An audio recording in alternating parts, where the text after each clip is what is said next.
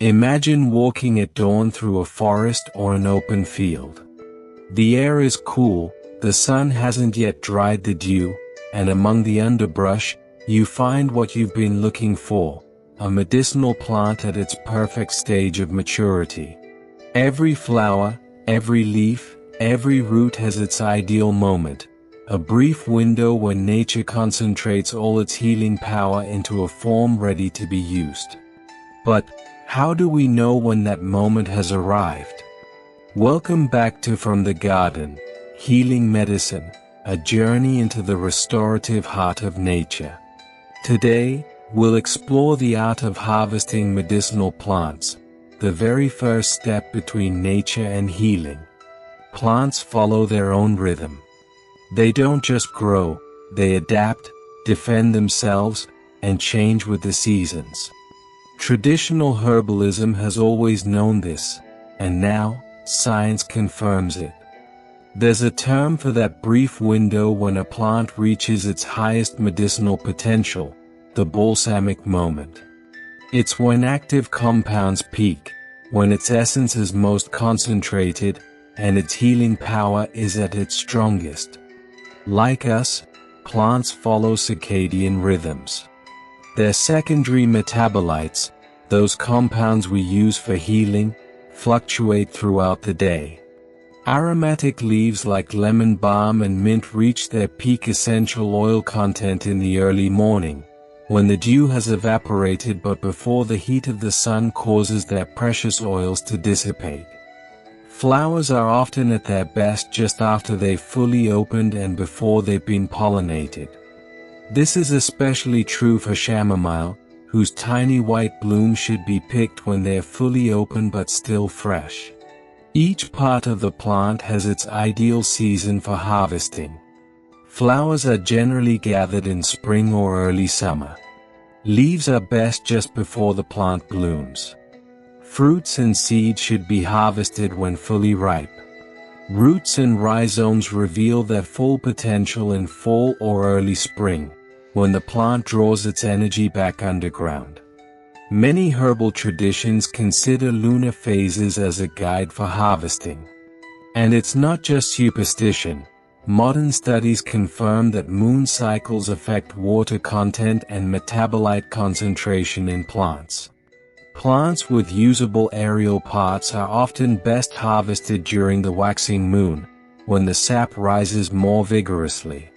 Roots, on the other hand, are traditionally harvested during the waning moon, when the plant's energy is concentrated below ground. The way we harvest a medicinal plant is just as important as when we do it. It's an act that requires reverence, precision, and knowledge. Clean hands and sharp tools are essential for a respectful harvest.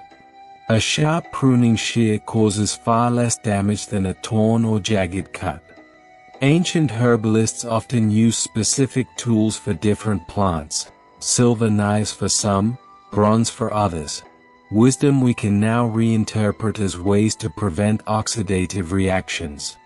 And the classic wicker basket? It's not just folklore. It allows airflow and prevents freshly picked plants from being crushed and fermenting too soon. Flowers, leaves, barks, and roots, each part of the plant demands its own ritual. Flowers should be harvested gently, on dry days, once the dew has lifted.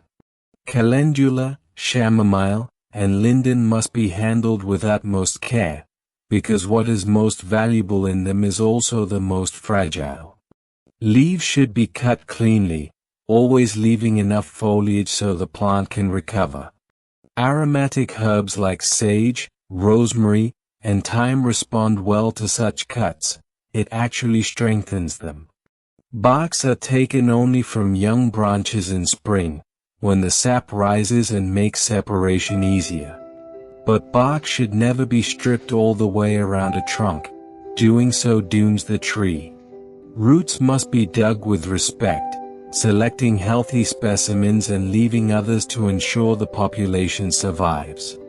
Roots of echinacea, valerian, or ginseng should be washed with care, as if awakening an ancient power that sleeps beneath the soil. Sustainable harvesting is not a modern trend, it's an ancestral practice.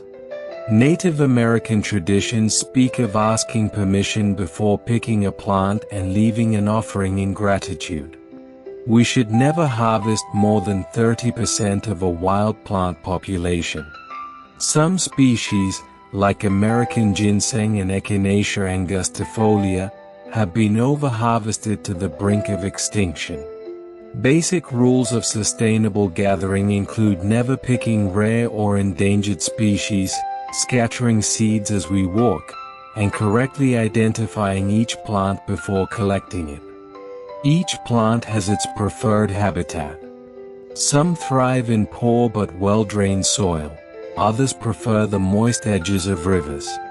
Knowing these preferences not only helps us find healthier specimens, it also deepens our understanding of their medicinal properties.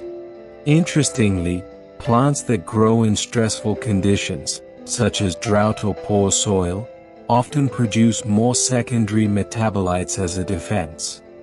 These are exactly the compounds we seek for healing. Today, the best option for many medicinal plants is to grow them in our own gardens or obtain them from ethical producers who practice regenerative agriculture. Cultivating them ourselves allows us to control growing conditions, ensure correct identification, and reduce pressure on wild populations. Medicinal gardens have existed for millennia, in monasteries, medical schools, and home gardens.